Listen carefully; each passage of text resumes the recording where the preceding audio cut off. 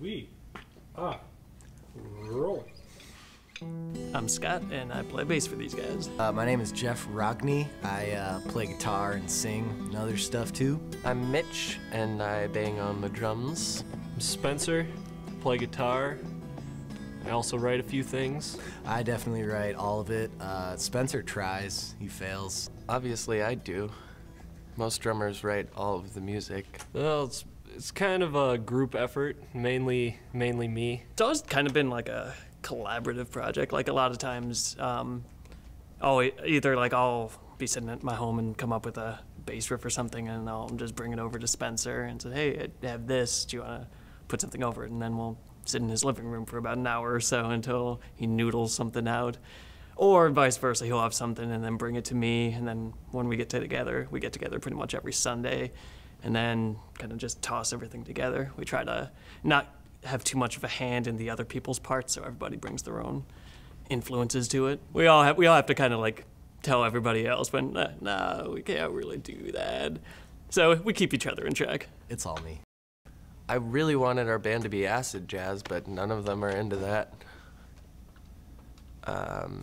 So mostly we just play like wanky rock songs. I like kind of happier, simpler things, more on the poppy side, and I'll bring some stuff to the guys, and it won't be progressive enough or won't be exactly what they're looking for. It doesn't fit their personality, and then I have to scrap it or rewrite it or something like that.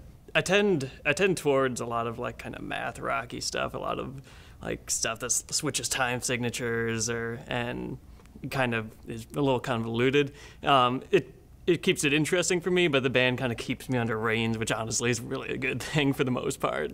I want to get into more bluesier stuff. As I probably previously mentioned, I'm a total fiend for it. I'd like to see some simple beer drinking, 12-bar blues, foot stomping funness, and techno. My favorite band member. I'd like to say myself. None of them. I'd definitely have to say it's me. I'm just the coolest. I love myself and everything about me. I don't know. Everybody brings a really different element. Jeff's a goofball. He always keeps things lively. As dancing at times. There was a show when he started dancing when he was supposed to make a guitar solo. So he did that. It brought character. Jeff's got it down. He takes a load off of me. Who's my favorite band member? Mitch always gets me going. He's so little and tiny, and he has nice caramel color skin. It just makes my day every time I look at him. He's got shining eyes. Mitch is very beautiful. Frontman should definitely be Mitch. As I said before, ladies love him. He's single. He's got the goods. He knows how to show them. And he's got beautiful teeth. His skin is so soft. I think Jeff's a good fit for frontman. He likes to dance and point at people, make eye contact, and practice sometimes in his underpants. Shouldn't be me, 'cause this. A secret about one of the band members. Jeff used to be the ugliest woman I've ever seen. And now he's the ugliest man I've ever seen. There actually is something to the woman story. In my past, I used to be a cross-dresser. I named myself Petunia at a young age and raided my sister in my mother's closet and had a good old time dancing around to ragtime tunes wearing a sundress and a sun hat. But yeah, I'm not a woman. I don't know any secrets about them. They're very quiet. One thing I know about Spencer. He used to come into my coffee shop that I was working at when nobody was in there and bring whiskey, and he would stand around with me and we would drink coffee and whiskey while nobody was in the store. It was good times. It made my shift go a little bit faster. Oh my God, I've known Spencer for so long. I could dig up something. Let me think. What does that guy do?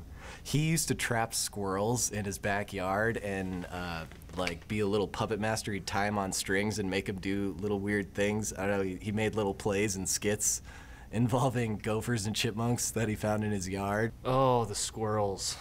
So many squirrels. To my knowledge, they were never hurt. He never abused them at all, but there was definitely some odd, small, furry animal play in Spencer's past. It just got too much. They revolted. Bit my finger. Scott gets hit on a lot because he wears scarves. I don't know, it's part of his little style. They definitely gravitate right towards that. I do like to wear scarves, mostly because I have a gigantic Adam's apple. Mitch has a fantastic eye for shoes. He will wear the nicest kicks, and I think that's what gets the ladies hooked. And then they start talking to him and realize he's an idiot, and then he buys them a drink, and he is in. Well, I mean, there's the mole that Jeff has, but he'll probably show you that when it's his turn. I do have a cool mole. Crazy band stories. When we were going up to the sound gallery last time, it's this really awesome studio, and it's on the 4th floor of this huge like warehouse. And when we first started recording there, their elevator wasn't working, and the way that you get into the place is from this catwalk on the back, and it was like right in the middle of one of those huge snowstorms we had this winter. And so as we were like hauling amps and guitars and drum equipment, I was pretty certain we were going to die. Let's see, one time this girl tried to steal my guitar after one of our shows. I was sitting asleep on my amp and she came up and accosted me and then tried to make it, oh wait, I can't, never mind. There was that time we went on that big European tour, and we were in Amsterdam, and Spencer dropped like 10 hits of acid, and he ended up taking his clothes off in the red light district just in the middle of the street. I never went to Amsterdam. 5 years from now, well, it'd be great to go on a big tour. I mean, besides the European tour I had talked about earlier. Not starving. The reality is we'll probably be out there trying to do it, but yeah, not starving. Making a few bucks. I don't know, hopefully touring. I mean, I feel like everybody has that like childhood dream of like kind of being like a little bit underground, playing like house shows and like the small clubs around the country. You know, it's a really kind of like romantic idea of like playing the small shows where people in there, like everyone in there knows your material. So, something like that I've always thought would be pretty awesome. I would like to see Kid Cann on the side of Mountain Dew cans like they used to do with old Star Wars promotions, and like maybe you could use a Kid Cann can to get $5 off at Valley Fair or something. That would be cool.